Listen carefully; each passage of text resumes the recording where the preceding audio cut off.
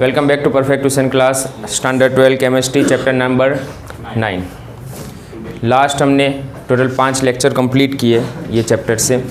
आज next topic पढ़ रहे हैं, बहुत इंपॉर्टेंट टॉपिक है ये। लेक्चर स्टार्ट करें ना उससे पहले तुम्हें लिगेंड्स उसके टाइप्स क्लियर होने चाहिए। यूनिडेंटेड क्या है, बाइडेंटेड लिगेंड क्या है, वो क्लियर होना चाहिए। अगर ये क्लियर है तभी है ना ये क्लास समझ में आएगा तुम्हें। तो चलो आज का टॉपिक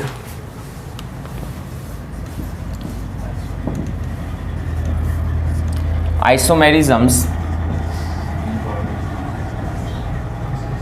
इन कोऑर्डिनेशन कंपाउंड्स। बहुत इंपॉर्टेंट टॉपिक है। ओके, एक एमसीक्यू बन रहा है यहाँ से नीट और जेईई के लिए, इवन बोर्ड के एग्ज़ाम के लिए भी 4 मार्क्स का क्वेश्चन बनता है यहाँ से। जो भी है, लास्ट में हमें अल्टीमेट आइसोमेरिज्म्स किस में ऑब्जर्व होता है और किस में ऑब्जर्व नहीं होता, एक ये चीज़ समझनी है। एक गिवन कॉम्प्लेक्स होगा तुम्हारे सामने, कोई भी कॉम्प्लेक्स दे देते हैं और फिर पूछेंगे पहले तो क्या इसके आइसोमर्स पॉसिबल है कि नहीं है, एक एमसीक्यू ये होगा। दूसरा, अगर पॉसिबल है तो इसके कितने आइसोमर्स बनेंगे। तीसरा, अगर इसका आइसोमर्स पॉसिबल है तो कौन से टाइप का आइसोमर्स होगा। अल्टीमेट ये चीज़ें पढ़नी हमें। चलो फर्स्ट बेसिक टाइप्स देख लेते हैं हम। आइसोमेरिज्म्स पहले भी पढ़ा है तुमने ऑर्गेनिक केमिस्ट्री के अंदर। आइसोमेरिज्म्स मतलब क्या होगा, जिसमें केमिकल फार्मूला सेम, जिसके केमिकल फार्मूला क्या होते हैं, सेम मॉलिक्यूलर फार्मूला जिसे बोलते हैं। केमिकल फार्मूला सेम होंगे बट डिफरेंस क्या होता है उसमें, अरेंजमेंट। तो डेफिनेशन आइसोमेरिज्म्स की सिंपल से कह सकते हैं दो, जैसे कि एग्जांपल ले लो, अपने दोनों हाथ है ना, फॉर्मूला तो सेम ही है कि 5-5 उंगलियां है दोनों के अंदर, लेकिन ये दोनों अलग अलग चीज़ें। तो ये एक दूसरे के क्या है, आइसोमर्स है। ये दोनों एक दूसरे के आइसोमर्स है। कैसे अलग अलग चीज़ें, सिंपल से अगर राइट ग्लोव्स ले लो तुम कोई, तो क्या लेफ्ट में फिट हो जाएगा वो, तो नो, लेफ्ट हैंड में फिट नहीं हो सकता वो। तो दोनों अलग अलग चीज़ें। तो ऐसी ही चीज़ें हमें पढ़नी है केमिकल से रिलेटेड, कि स्ट्रक्चर, अंदर फॉर्मूला, नंबर ऑफ मॉलिक्यूल्स सब कुछ सेम होगा, लेकिन उनकी प्रॉपर्टीज़ क्या होती है, अलग अलग होती है। तो इम्पोर्टेंट क्या है, केमिकल फॉर्मूला सेम है, केमिकल फॉर्मूला सेम है, लेकिन उनकी अरेंजमेंट जो है ना वो अलग अलग है। तो अरेंजमेंट अलग अलग होने से क्या होगा, ये दोनों कंपाउंड्स की प्रॉपर्टीज़ अलग अलग हो जाती है। जैसे कि हाथ की बात की हमने, तो दोनों की प्रॉपर्टीज़ अलग अलग हो गई। तो वैसे यहाँ पर केमिकल्स के अंदर क्या होगा, प्रॉपर्टीज़ अलग अलग हो जाएगी। आइसोमेरिज्म्स मेनली 2 टाइप्स के आइसोमेरिज्म्स होते हैं। एक है स्टीरियो आइसोमेरिज्म्स और दूसरा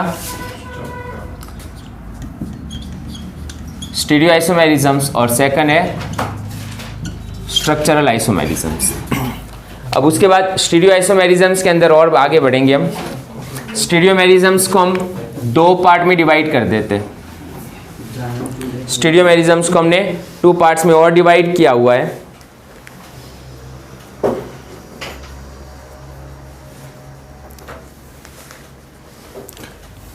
एक है जियोमेट्रिकली आइसोमेरिज्म्स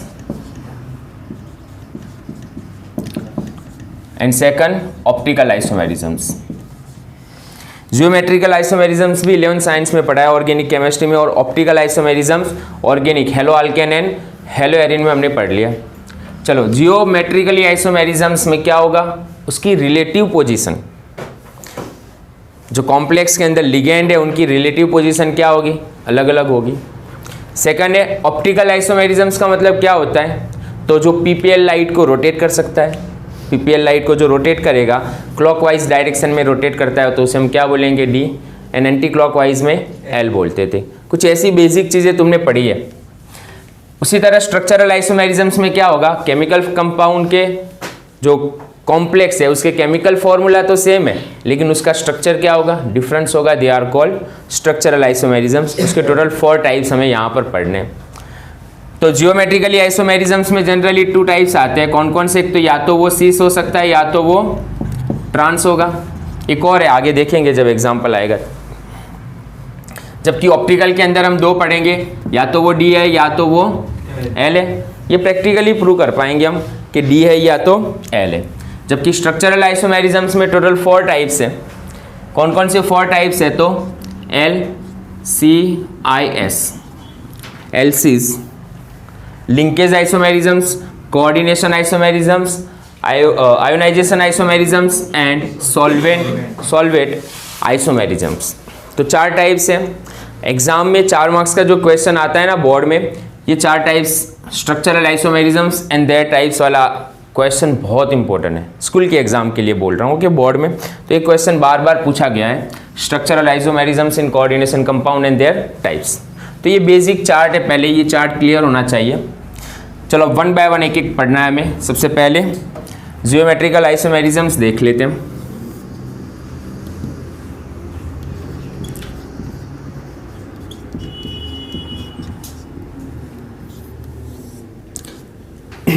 जियोमेट्रिकल मतलब क्या, जिसमें केमिकल फॉर्मूला सेम, सिंपल सी चीज़ है, केमिकल फॉर्मूला तो सेम है, बॉन्डिंग भी सेम है, लेकिन उनकी रिलेटिव पोजीशन जो है ना, लिगेंड जो अटैच है उसके साथ उनकी पोजीशन अलग अलग है। तो फर्स्ट बेसिक चीज़ ये। सेकंड नंबर, अब कौन से कोऑर्डिनेशन कंपाउंड, कौन से complex salt geometrical isomerism show करते हैं और कौन नहीं करते, ये बहुत इंपॉर्टेंट है अपने पास। इससे से भी पहले एक और बेसिक चीज़ याद करो, जिसमें कोऑर्डिनेशन नंबर 4 था, उसके अंदर 2 जियोमेट्रिकल शेप उनके 2 पॉसिबल थे, स्क्वायर एंड टेट्राहेड्रल। जिसका कोऑर्डिनेशन नंबर 6 था उसका शेप कौन सा था, ऑक्टाहेड्रल। ये बेसिक चीज़ भी क्लियर होनी चाहिए तुम्हें। इससे पहले एक और चीज़ लिख रहा हूँ यहाँ पर, क्या था, जिसका कोऑर्डिनेशन नंबर याद करो। कोऑर्डिनेशन नंबर, अगर 4 कोऑर्डिनेशन नंबर है तो कितने टाइप के शेप पॉसिबल थे उसमें, 2। एक तो स्क्वायर और सेकंड टेट्राहेड्रल। जिसका कोऑर्डिनेशन नंबर 6 है उसमें ऑक्टाहेड्रल। ओके, ये बेसिक चीज़ है। स्क्वायर प्लेनर में याद करना, मेटल और कितने लिगेंड है 4 कॉर्नर पर। ओके, टेट्राहेड्रल में क्या होगा, मेटल 2 प्लेन में, एक प्लेन से बाहर और एक प्लेन के अंदर, ऐसे भी बता सकते हो कि अलग अलग फॉर्म होगा। और ऑक्टाहेड्रल में हमें क्लियर है 2 कौन से बॉन्ड होंगे ऑक्टाहेड्रल। इंक बहुत सारी निकल रही है आज।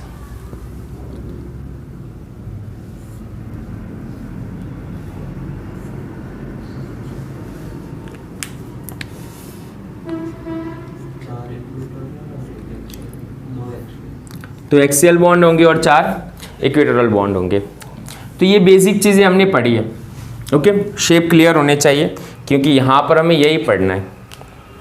तो जिसका कोऑर्डिनेशन नंबर 4 है स्क्वायर प्लेनर है, ये स्क्वायर प्लेनर है, या दूसरे एक और ऑप्शन होगा उसमें टेट्राहेड्रल भी शेप हो सकता है उसका।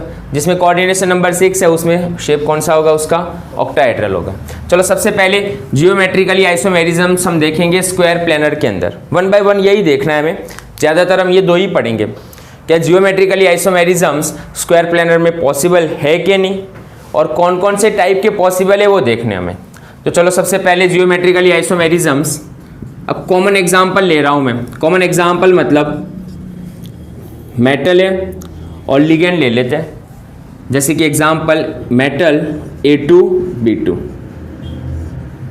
ये कॉमन एग्जांपल हुआ। क्या समझ में आया यहाँ पर कि A टाइप के 2 लिगेंड है, दोनों यूनिडेंटेड है, B टाइप के 2 लिगेंड है। कोई भी एग्जांपल हो सकता है यहाँ पर, A की जगह पर कोई भी यूनिडेंटेड लिगेंड हो सकता है और B की जगह पर भी कोई भी यूनिडेंटेड लिगेंड हो सकता है।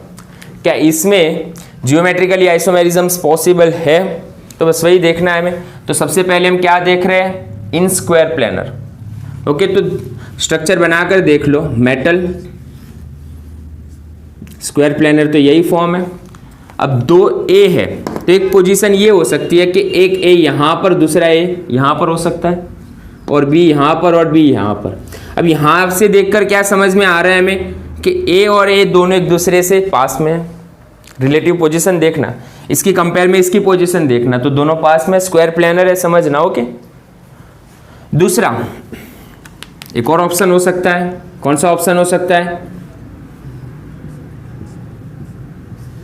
कि A जो है यहाँ से यहाँ भी हो सकता है, दोनों ऑपोजिट पोजीशन में भी हो सकते हैं। दूसरी पॉसिबिलिटी ये भी है। तो ऐसे कंपाउंड जिसमें क्या हो, रिलेटिव पोजीशन पास पास में हो, नजदीक है, तो इसी को हम क्या बोलेंगे, it is a cis isomer.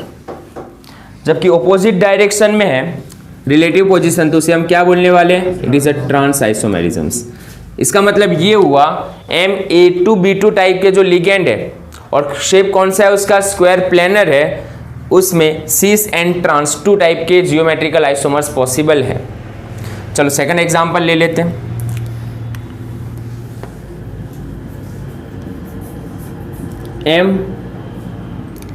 MA2B and C, क्या इसके अंदर पॉसिबल आइसोमर्स है कि नहीं? ऐसा भी कंपाउंड हो सकता है ना। कॉम्प्लेक्स कंपाउंड मतलब क्या, सेम टाइप के दो यूनिडेंटेड लिगेंड है, तीसरा और चौथा अलग है, मतलब हिट्रोलेप्टिक कॉम्प्लेक्स की बात कर रहे हैं अभी तक। ये भी हिट्रोलेप्टिक कॉम्प्लेक्स है, अलग अलग लिगेंड है। ये भी हिट्रोलेप्टिक कॉम्प्लेक्स है जिसमें 3 टाइप के लिगेंड है यहाँ पर। अब इसमें देख लेते हैं, मेटल स्क्वायर प्लेनर स्ट्रक्चर बना लो, तो एक पॉसिबिलिटी हो सकती है, यस, ए और ए पास में हो सकते हैं। दूसरी एक और पॉसिबिलिटी है, ए और एक दूसरे से क्या होंगे,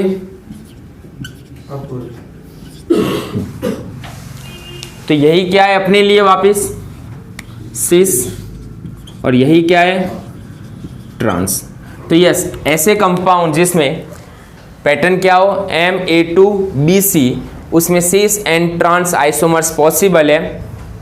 कौन से ज्योमेट्रिकली, वापिस कौन सा शेप होना चाहिए इसका लिए, स्क्वायर प्लेनर ही होना चाहिए। हम बात किसकी कर रहे हैं अभी, स्क्वायर प्लेनर की बात कर रहे हैं। चलो थर्ड नंबर की कंडीशन और पॉसिबिलिटी ले लो। ओके, टेट्रा फॉल लिगेंड हो उसमें MA3B, ये पॉसिबिलिटी हो सकती है ना। चलो 4 के 4 डिफरेंस ले लेते हैं, ABCD। क्या इसके अंदर पॉसिबिलिटी है कि 4 लिगेंड अटैच है जिसका कोऑर्डिनेशन नंबर 4 है। सेकंड नंबर 4 के 4 लिगेंड डिफरेंट है, हिट्रोलेप्टिक कॉम्प्लेक्स है, शेप कौन सा है इसका, स्क्वायर प्लेनर है। तो क्या इसमें सिस और ट्रांस जैसे आइसोमर्स पॉसिबल है कि नहीं, और है तो कौन कौन से।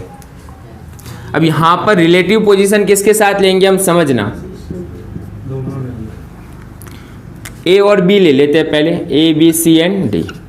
कोई भी 2 लिगेंड को पकड़ लो, जैसे कि ए और बी अभी क्या है एक दूसरे के पास में, ए और बी अभी एक दूसरे के पास में।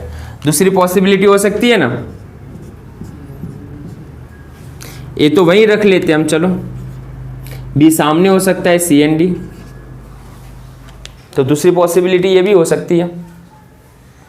तो ये हुआ क्या, एक दूसरे के क्या हुआ है, ये सिस एंड ट्रांस जियोमेट्रिकल आइसोमेरिज्म्स, मतलब इसके अंदर भी आइसोमर्स पॉसिबल है। इसी को हम क्या बोलेंगे, रिलेटिव पोजीशन की कंपैरिजन हमने ए एंड बी में की, यहाँ पर ए एंड बी ऑपोजिट हो गया, तो ये सिस है और ये कौन है, ट्रांस है। अगर ऐसा कंपाउंड जिसमें 4 लिगेंड्स अलग अलग हो, शेप कौन सा हो, स्क्वायर प्लेनर हो, तो उसमें भी सिस एंड ट्रांस पॉसिबल है। और भी पैटर्न पॉसिबल है ना, यहाँ पर देख लेते और कंपाउंड। 5th नंबर देखते हम, आ रहा है वीडियो में,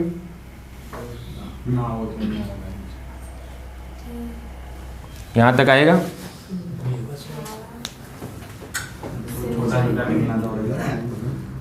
यहाँ तक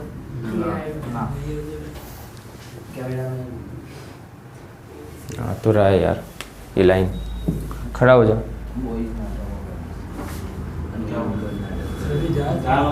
चलो आगे 4 नंबर M, अगर मान लो होमोलेप्टिक कॉम्प्लेक्स है कि 4 के 4 लिगेंड एक जैसे, कि 4 के 4 लिगेंड एक ही है, तो क्या इसमें जियोमेट्रिकली आइसोमेरिज्म्स पॉसिबल है, देख लेते हैं। मेटल 4 पोजीशन लगा लो, हर पोजीशन पर क्या लगा लो, A, तो क्या इसमें रिलेटिव पोजीशन जैसा कुछ है, ए और ए पास में ही है। दूसरा लिखो ए और ए सामने ही होंगे, हर बार वही होंगे। तो होमोलेप्टिक कॉम्प्लेक्स मतलब जिसमें पैटर्न क्या हो, MA4 हो, उसमें जियोमेट्रिकली आइसोमेरिज्म्स पॉसिबल नहीं है। चलो एक और कंडीशन हो सकती है 5th नंबर की, MA3B, क्या इसमें आइसोमेरिज्म्स पॉसिबल है? देख लेते हैं। M3AB AA, A और B पास में, B और AB सामने भी है। अगर इसके लिए मैं लिखूँ B इसके सामने लिखूँ, लास्ट में अल्टीमेट तो वही रहेगा। देखना कि पहले ये और A भी पास में लग रहे हैं, नो डाउट, लेकिन B और A तो सामने है ही ना।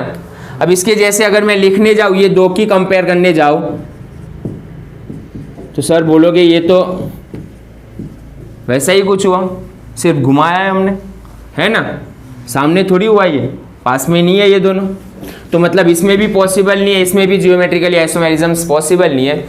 तो यहाँ पर MA4 होमोलैप्टिक कॉम्प्लेक्स टाइप है, MA3B इसमें भी जियोमेट्रिकली आइसोमेरिज्म्स पॉसिबल नहीं होते। तो जियोमेट्रिकली आइसोमेरिज्म्स कौन से टाइप के कॉम्प्लेक्स के अंदर पॉसिबल है, इसे रिप्रेजेंट करने का बढ़िया सा तरीका ये है। अब इसके बाद कोई भी एग्जाम्पल दे देते हैं तुम्हें, मान लो जिसका कोऑर्डिनेशन नंबर 4 है, स्क्वायर प्लेनर स्ट्रक्चर है, और फिर तुम्हें आइडेंटिफाई करना है अंदर कि लिगेंड अगर 4 टाइप्स के सेम है तो डायरेक्ट आंसर लिखेंगे, नॉट पॉसिबल। लिगेंड 3 लिगेंड एक जैसे और एक अलग है, तब भी नॉट पॉसिबल।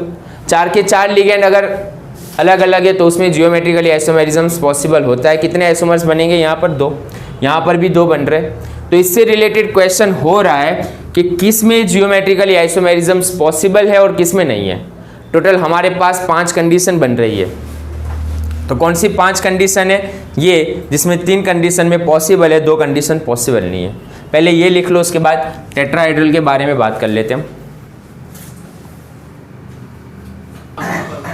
चलो उसके बाद अब सेकंड देख लेते हैं टेट्राहेड्रल के अंदर, और दूसरा ऑप्शन कौन सा है अपने पास? ऑप्टिकल आइसोमेरिज्म्स।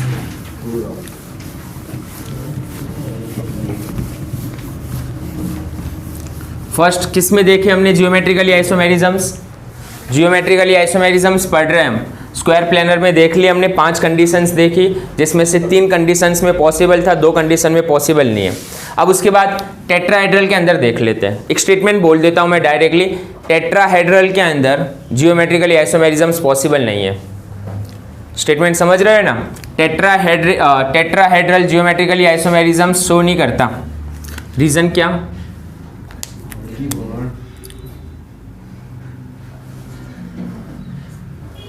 तो रीजन एक ही है, अगर टेट्राहेड्रल 3 डायमेंशनल अगर सोचो तुम, ओके, तो ये और ये नो डाउट ये प्लेन के बाहर है, लेकिन इसकी पोजीशन 3 डायमेंशनल है। ओके, ये स्क्वायर प्लेनर था, इसकी पोजीशन इसके साथ या इसके साथ या इसके साथ सभी सेम डायरेक्शन में, ये एक ही डिस्टेंस पर है सभी। टेट्राहेड्रल में क्या होगा? 3 डायमेंशनल में एक आगे है, ओके, एक प्लेन पीछे है, इस तरह। तो किसी भी एक की पोजीशन उसके 3 जो रिलेटिव है ना दूसरे, उससे सेम पोजीशन पर ही है।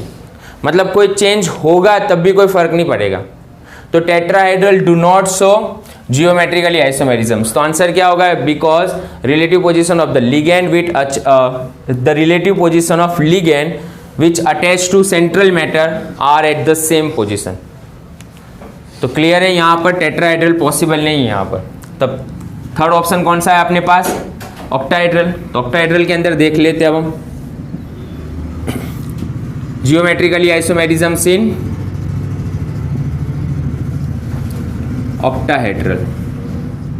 एग्जाम में क्वेश्चन हो तो ऐसे ही लिखना है तुम्हें, ओके। फर्स्ट स्क्वायर प्लेनर, उसकी कंडीशंस, फिर लिखेंगे स्टेटमेंट टेट्राहेड्रल में क्यों पॉसिबल नहीं है, और तीसरे नंबर ऑक्टाहेड्रल के लिए। चलो ऑक्टाहेड्रल में देख लेते हैं अब क्या होगा क्या नहीं। फर्स्ट एग्जांपल ले लेते हैं, मेटल A4 and B2,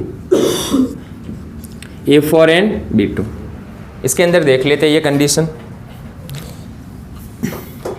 चलो क्या होगा यहाँ पर? मेटल पोजीशन पर ही फोकस करो, रिलेटिव पोजीशन पर ही।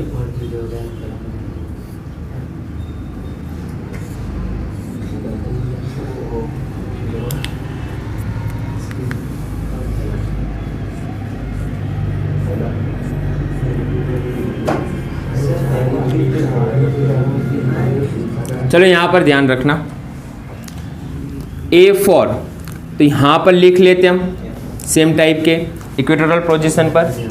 अब B2 है तो उसे लिख लेते हैं हम एक्सियल पोजीशन पर। चलो एक कंडीशन ये है कि जिसमें B और B सामने एक दूसरे से, ओके, एक दूसरे से क्या है, सामने। एक दूसरा एग्जाम्पल ले लेते हैं। जरूरी है कि B यही पोजीशन पर हो, B ये चार में से किसी और एक पोजीशन पर हो सकता है, जिससे ये B और ये इसका डिस्टेंस सेम, इसका डिस्टेंस सेम, ये सबके साथ इसका डिस्टेंस सेम है। मतलब क्या हो, अगर B यहाँ से चेंज हो जाए और यहाँ पर आ जाए तो अलग कंपाउंड बनना है। जैसे कि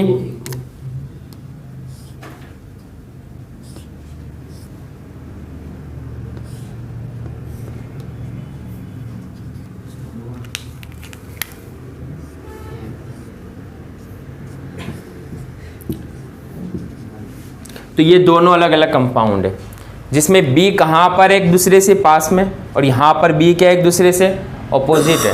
तो इसे हम क्या बोलेंगे, इट इज अ सिस आइसोमेरिज्म्स, और ये क्या है, ट्रांस आइसोमेरिज्म्स। तो ऑक्टाहेड्रल की एक नंबर की कंडीशन में कौन सी वाली कंडीशन, जिसमें फॉल लिगेंड एक जैसे और दो लिगेंड क्या हो, अलग अलग हो, उसमें जियोमेट्रिकली आइसोमेरिज्म्स पॉसिबल है। चलो दूसरा ऑप्शन ले लेते हैं हम, MA3B3, 3 की पेयर है। तो क्या इसमें जियोमेट्रिकली आइसोमेरिज्म्स पॉसिबल है कि नहीं, वही देखना है हमें।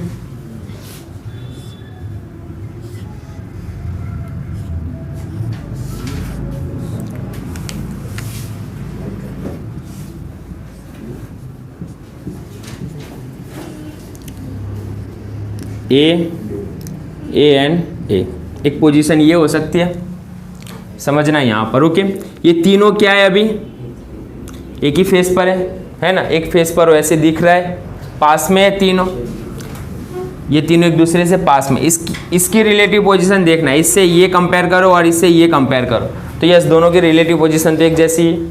अब दूसरा ऑप्शन क्या हो सकता है,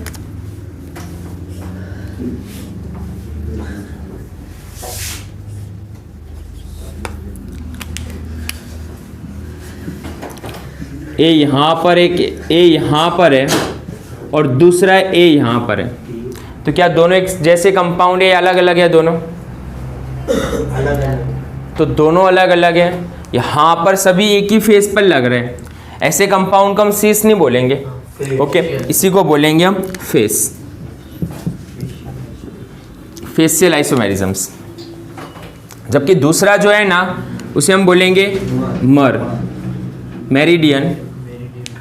तो मेरिडियन, तो face isomerisms and meridian isomerism show कर रहा है ऐसे कंपाउंड। तो एग्जाम में क्वेश्चन पूछ सकते हैं तुम्हें, कौन से टाइप के coordination compound face and meridian type के आइसोमेरिज्म शो कर रहा है, जिसमें क्या होगा, तीनों लिगेंड एक जैसे, तीन की पेयर जो है वो सिमिलर होनी चाहिए, तीन की पेयर सिमिलर होनी चाहिए।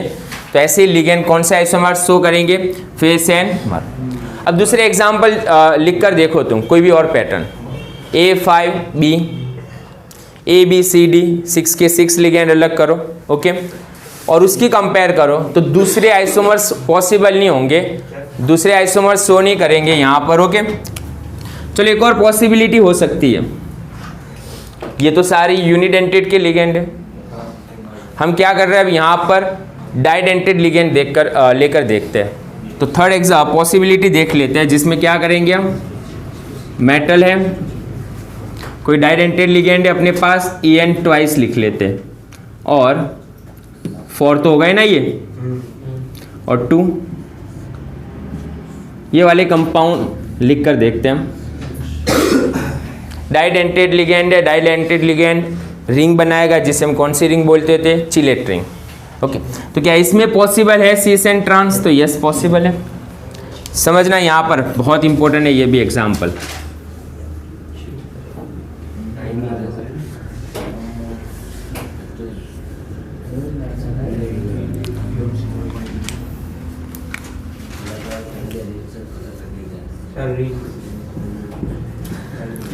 ऑक्टाहेड्रल पोजीशन हो गई। चलो आगे, यहाँ पर A यहाँ पर है और एक A यहाँ पर रख लेते हैं। En कहाँ पर बनेंगे, तो बाइडेंटेड लिगेंड यहाँ पर रिंग बना लेगा, एक बाइडेंटेड लिगेंड यहाँ पर रिंग बना लेगा, ओके। तो ये पॉसिबिलिटी क्या लग रही है हमें कि ए और ए एक दूसरे से ऑपोजिट डायरेक्शन में, तो ये कौन हुआ, ट्रांस हुआ। अब सीज क्या होगा,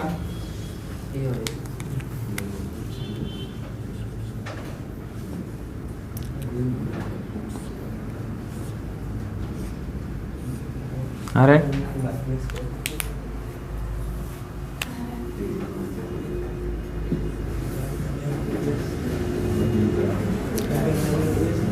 चलो एक ए यहाँ पर और दूसरा ए यहाँ पर पुट करते हैं, तो क्या इसमें आइसोमेरिज्म्स पॉसिबल है कि नहीं वो देख लेते हैं। या ये छोड़ो, ये भी पोजीशन लिख सकते हैं, रिलेटिव पोजीशन है, तो एक ए यहाँ पर और दूसरा ए यहाँ पर, तो अब डाइडेंटिटी लिगेंड यहाँ पर रिंग बनाएगा एक और दूसरा यहाँ पर बनाएगा EN। तो यस, यहाँ पर देखकर क्या लग रहा है हमें, ए और एक दूसरे से पास में, तो ये क्या हुआ, सिस हुआ, और ये क्या हुआ, ट्रांस हुआ। तो इसमें पॉसिबल है, यस पॉसिबल है, ट्रांस एंड सिस। तो ऑक्टाहेड्रल आइसोमेरिज्म्स कौन से कंपाउंड्स के अंदर पॉसिबल है ना, वो पैटर्न देखनी है अभी भी तुम्हें। ऐसे नहीं होगा एग्जाम में ना कोई एग्जाम्पल दे देंगे तुम्हें डायरेक्टली, फिर एग्जाम्पल देकर पूछेंगे कि इसके आइसोमर्स पॉसिबल है कि नहीं है पॉसिबल। लेकिन एग्जाम्पल में हमें क्या निकालना है, जो लिगेंड है ना उसे ए फॉर्म या बी फॉर्म में ही लिख लेंगे हम, फिर काउंटिंग कर लेंगे कि ये वाली पैटर्न पॉसिबल है कि नहीं। इसके अलावा जो दूसरी पैटर्न है उसमें रेयर केस में अगर शायद डाइडेंटिटी लिखे और पॉसिबल मिल जाए, लेकिन मेनली तो ये तीन चीज़ें अपने पास। यूनिडेंटेड में 6 की 6 लिख कर चेक करो तुम, क्या उसमें सिस और ट्रांस मतलब रिलेटिव पोजीशन क्या एक दूसरे से दूर जा रही है। रिलेटिव पोजीशन अभी भी समझना क्या होता है, अगर मैं इसके साथ कंपेयर कर रहा हूँ बी और बी, तो ये दोनों अलग अलग है, एक दूसरे से दूर है।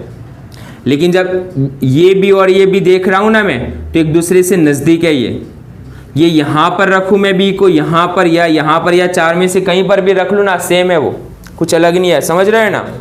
ये दोनों भी, तो ये दूसरे से नज़दीक है, तो फिर ऐसा मत सोचना कि सर यहाँ पर पुट करने से यहाँ से पुट करने से अलग बनेंगे, नो सेम है वो।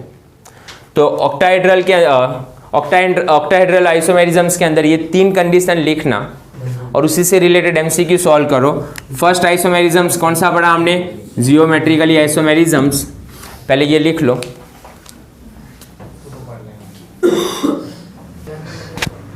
चलो अब नेक्स्ट ऑप्टिकल आइसोमेरिज्म्स देख लेते हैं। ऑप्टिकल आइसोमेरिज्म्स और तीनों के अंदर देखना है हमें।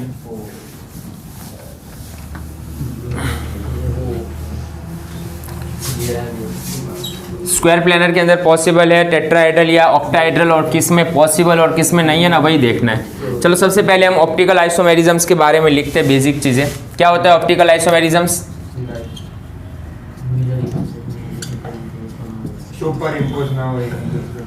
ऑप्टिकल आइसोमर्स कौन होते हैं, जो ऑप्टिकली एक्टिव कंपाउंड है और जिसमें ऐसा कुछ पढ़ा था हमने ऑर्गेनिक केमिस्ट्री के अंदर, अगर मेटल है सेंट्रल एटम है और उसके साथ अटैच होने वाले जो भी मॉलिक्यूल से आयन्स है उस चारों क्या होने चाहिए, डिफरेंट टाइप्स के होने चाहिए। दूसरे नंबर पर PPL लाइट को वो रोटेट करेगा या क्लॉकवाइज या तो एंटी क्लॉकवाइज, और तीसरा इसकी मिरर इमेज, इसके साथ जो मिरर इमेज होगी वो एक दूसरे के ऊपर सुपर इम्पोज नहीं होनी चाहिए। ऐसे कार्बन को हम कौन सा कार्बन बोल रहे थे, सेंट्रल एटम को याद करो, किराल कार्बन बोल रहे थे या तो एसिमेट्रिकल कार्बन बोल रहे थे। और ऐसे कंपाउंड ऑप्टिकली क्या होते हैं, एक्टिव होते हैं। ये बेसिक चीज़ ऑर्गेनिक केमिस्ट्री में पढ़े हमने कि ऑप्टिकली एक्टिव कंपाउंड क्या होता है, किराल कार्बन क्या होता है, एसिमेट्रिकल क्या होता है। ओके, अब सिंपल सी चीज़ याद करो वापस, PPL लाइट, अगर हम कोई कंपाउंड में से PPL लाइट को ट्रांसफ़र कर रहे हैं, PPL लाइट, अगर PPL लाइट को वो क्लॉकवाइज डायरेक्शन में क्या करें, कौन से डायरेक्शन में, क्लॉकवाइज रोटेट कर रहा है, तो उसे हम क्या बोल रहे थे, डेक्स्ट्रो टाइप्स का आइसोमर्स बोल रहे थे। दूसरा, अगर वो PPL लाइट मतलब क्या, प्लेन पोलराइज लाइट को हम क्या करेंगे, सारे उसके प्लेन एक ही डायरेक्शन में ले लेंगे, that's called the PPL light. By prism रखकर है ना, निकोल प्रिज्म रखकर हम सिंपल जो लाइट है उसे हम PPL लाइट में कन्वर्ट कर सकते हैं, प्लेन पोलराइज। ओके, अगर ये PPL लाइट को कौन से डायरेक्शन में रोटेट कर रहा है कोई कंपाउंड, एंटी क्लॉकवाइज, तो उसे हम बोलेंगे L। अब कैसे पता चलेगा ये? तो डायरेक्ट तो पता ही नहीं चलेगा, लैब में जाना है, हमें एक्सपेरिमेंट करना है। एक्सपेरिमेंट कैसे? मान लो कोई कंपाउंड ले लिया हमने टेस्ट ट्यूब में, उसमें कंपाउंड फिलअप कर दिया हमने। यहाँ से हम क्या करेंगे, पीपीएल लाइट ट्रांसफर करेंगे एक तरफ से, सामने स्क्रीन होगी और स्क्रीन से हमें पता चल जाएगा अगर इसका डायरेक्शन इस तरह है या क्लॉकवाइज एंटी क्लॉकवाइज है तो उसे हम डी नाम दे देते हैं। क्लॉकवाइज डायरेक्शन में अगर रोटेट करता है उसका एंगल जो चेंज होता है ना, जो एंगल चेंज होता है वो होता है मेन। तो एंगल कितना चेंज हो रहा है और कौन से डायरेक्शन में, उसके हिसाब से उसे हम डी और एल बोलते थे। ये बेसिक है। ऑप्टिकली एक्टिव कंपाउंड के लिए जरूरी क्या था वापिस, कि जो 4 एटम्स उसके साथ या मॉलिक्यूल्स अटैच है वो 4 के 4 अलग होने चाहिए। ऐसे कार्बन को हम किराल कार्बन बोल रहे थे। दूसरा, ये जो ऑप्टिकली एक्टिव कंपाउंड मिल गया हमें, मान लो किराल कार्बन है, उसकी मिरर इमेज सामने जो बन रही है वो क्या नहीं होनी चाहिए, एक दूसरे के ऊपर सुपर इम्पोज नहीं होनी चाहिए। दैट्स कॉल्ड द एनेंशियोमर्स बोलते थे हम उसे एक दूसरे के। जैसे ये हमारे हाथ की पैर जो है ना वो, उसके बाद उसमें से पीपीएल लाइट पास करो, ऑप्टिकली एक्टिव कंपाउंड है, सुपर इम्पोज भी नहीं हो रहा, तो उसमें 2 पॉसिबिलिटी बनती है। एक तो अगर पीपीएल लाइट को क्लॉकवाइज डायरेक्शन में रोटेट कर रहा है तो डेक्स्ट्रो टाइप, और एंटी क्लॉकवाइज डायरेक्शन में रोटेट कर रहा है तो उसे हम क्या बोल रहे थे, एल टाइप बोल रहे थे। अब आइसोमेरिज्म्स देखते हैं हम अलग अलग कंपाउंड्स के अंदर। First, square planar.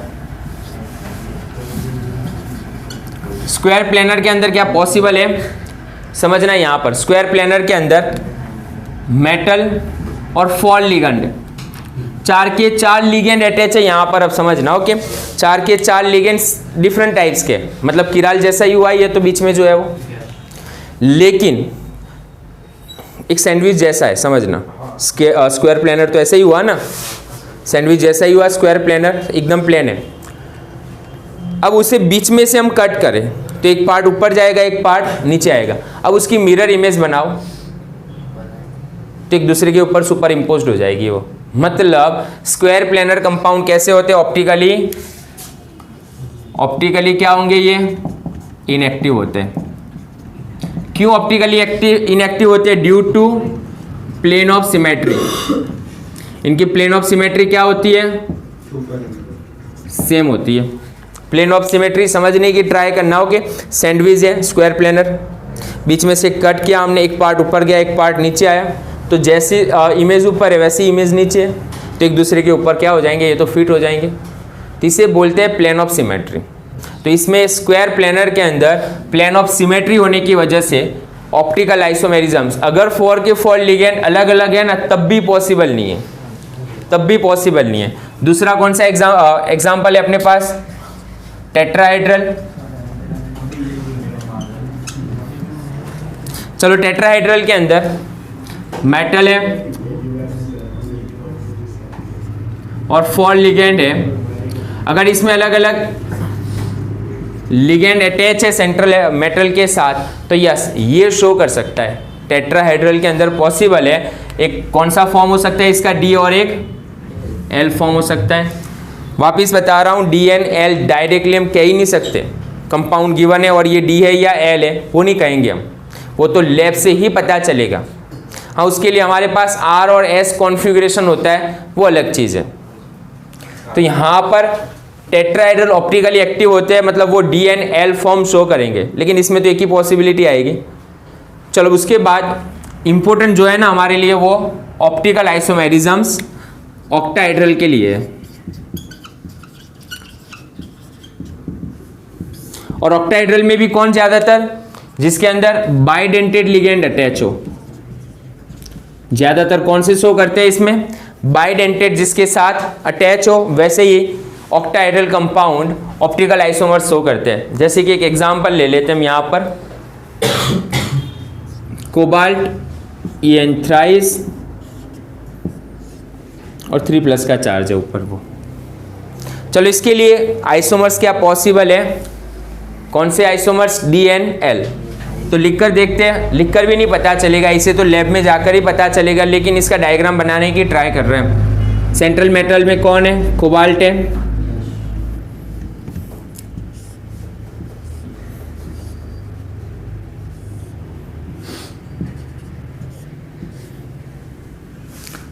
अब EN है यहाँ पर, तो एक यहाँ पर अटैच कर लेते हैं। दूसरा यहाँ पर होगा, और तीसरा ये दोनों के बीच में होगा। 1 2 1 2, यस राइट। तो यहाँ पर आइसोमेरिज्म समझना, अगर ये निकाल दो तब भी समझ में आ जाएगा तुम्हें।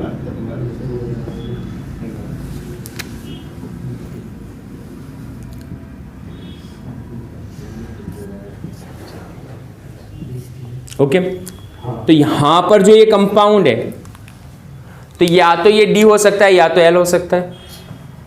अभी भी बता रहा हूँ, डायरेक्टली तो कह ही नहीं सकते तुम। या तो मतलब ये क्या हुआ, डी हो सकता है या तो एल होगा।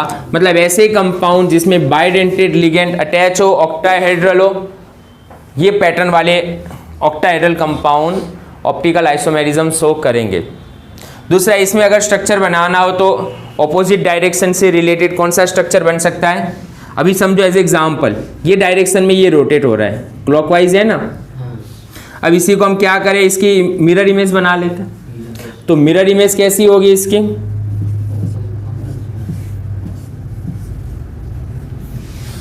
यहां पर लगा लेते हम ऑपोजिट। ये यहां पर है तो सामने मिरर इमेज क्या हुई, यहां पर आएगी। ओके, दूसरा यहां पर होगा और तीसरा यहां पर होगा। तो देखो ये दोनों एक दूसरे की मिरर इमेज है, एक दूसरे के ऊपर सुपर इम्पोज नहीं होंगे। इसे उठाओ यहां पर रखो, तो ये पार्ट यहाँ पर आ रहा है जबकि ये पार्ट अलग है, तो एक दूसरे के ऊपर क्या नहीं होगी, ये सुपर इम्पोज नहीं होगी। तो मतलब दोनों में से क्या, एक डी फॉर्म है और एक एल फॉर्म है। ये दोनों ऑप्टिकल आइसोमेरिज्म शो कर रहा है। इससे बहुत इंपॉर्टेंट सेकंड एग्जांपल है ना, वो बहुत ज़्यादा इंपॉर्टेंट है इसकी कंपेयर में। कंडीशन 1 ले लेते एग्जांपल। अब दूसरा जो एग्जांपल है ना, वो खास फोकस करना, एग्जाम के लिए most important. PT EN twice Cl2, और कितना चार्ज है 2+। पॉइंट समझना है, यहाँ पर बाइडेंटेड लिगेंड कितने, यहाँ पर 2 है और यूनिडेंटेड लिगेंड 2 है। इसके अंदर देख लेते हैं हम सबसे पहले, मिरर इमेज ही समझनी हमें। तो एक पॉसिबिलिटी ये हो सकती है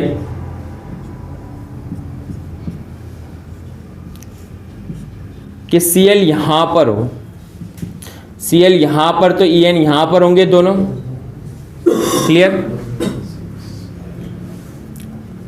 अब इसे फोकस करो, क्या है ये डायग्राम। तो ये प्लेन ऑफ सिमेट्री है। प्लेन ऑफ सिमेट्री मतलब है तो पहले कौन सा, अगर जियोमेट्रिकली देखे तो ट्रांस है ये, यस ट्रांस है। मतलब ये हुआ ट्रांस वाले जो एग्जाम्पल है ना, ट्रांस वाले वो ऑप्टिकली इनएक्टिव होते हैं। कैसे ऑप्टिकली इनएक्टिव है, अब एक Cl ऊपर एक Cl नीचे है, उसे बीच में से कट करो, प्लेन ओके समझ रहे हो, प्लेन ऑफ सिमेट्री समझ रहे हो, यहाँ पर बीच में से कट कर रहे हैं। तो ऊपर वाला जो पार्ट्स गया, नीचे वाला पार्ट गया, दोनों की मिरर इमेज सेम है। मतलब ट्रांस वाले जो कंपाउंड होते हैं, कौन से ट्रांस वाले, वो प्लेन ऑफ सिमेट्री शो करते हैं। प्लेन ऑफ सिमेट्री, उसकी वजह से कैसे होते हैं ये ऑप्टिकली इनएक्टिव। तो ये कंपाउंड ऑप्टिकली आइसोमेरिज्म शो कर रहा है कि नहीं कर रहा। फर्स्ट कंडीशन कि ट्रांस वाला कंपाउंड शो नहीं कर रहा।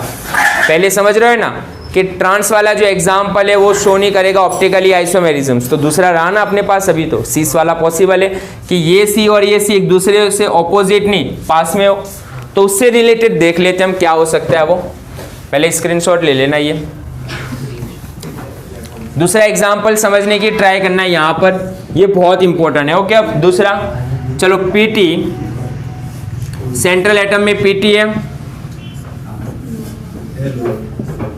Cl यहाँ पर और Cl यहाँ पर है, En यहाँ पर। चलो ये कौन सा आइसोमर्स हुआ, जियोमेट्रिकली अगर फोकस करो तो ये कौन सा हुआ एक दूसरे का सिस। तो ये सिस आइसोमेरिज्म्स है। तो सिस आइसोमेरिज्म्स में पॉसिबल है, सिस आइसोमेरिज्म्स के अंदर एक सिस हो सकता है और एक डी हो सकता है और एक दूसरा एल हो सकता है। कैसे, अभी ये पोजीशन पर है ये, अगर मैं ये पोजीशन को अल्टर चेंज कर दूं यहाँ पर, जैसे कि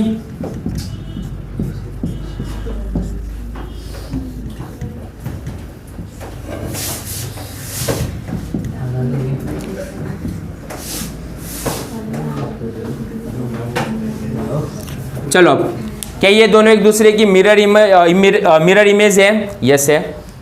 मिरर इमेज ही है ना सेम। तो एक दूसरे के ऊपर सुपर इम्पोज्ड होंगे? नो। कैसे? इसे उठाओ तुम यहाँ पर, इसके ऊपर पुट करो तो ये पार्ट यहाँ पर आ रहा है, तो एक दूसरे के ऊपर सुपर इम्पोज नहीं होंगे। ये सुपर इम्पोज नहीं हो रहे मतलब एक दूसरे की मिरर इमेज है। मिरर इमेज है मतलब क्या हुआ, एक फॉर्म किसका होगा, डी का फॉर्म होगा और एक एल होगा।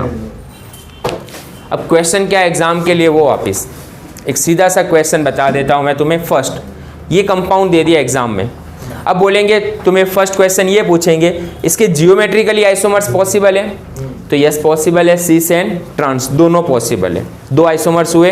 दूसरा क्वेश्चन पूछेंगे इसके ऑप्टिकल आइसोमर्स कितने पॉसिबल है, तो ऑप्टिकल आइसोमर्स 2 पॉसिबल है। कौन कौन से?